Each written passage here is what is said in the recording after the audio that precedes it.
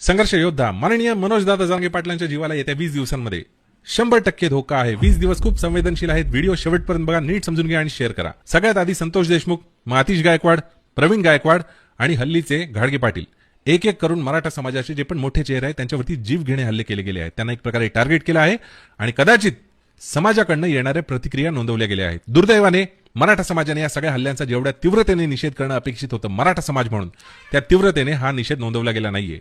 आता हे सगळे परिणाम दुर्दैवाने यांचा अभ्यास केला गेला असेल आणि पुढची आखणी केली गेली असेल आणि पुढचं टार्गेट असेल कदाचित मराठ्यांचा सगळ्यात मोठा चेहरा माननीय संघर्ष योद्धा मनोजदादा जरांगे पाटील। येथे 20 दिवस आपल्याला पाटलांच्या जीवाला एकदम जीवानिशी जपायचं आहे। मला खात्री आहे मराठा समाज पाटलांच्या केसालाही धक्का लागू देणार नाही।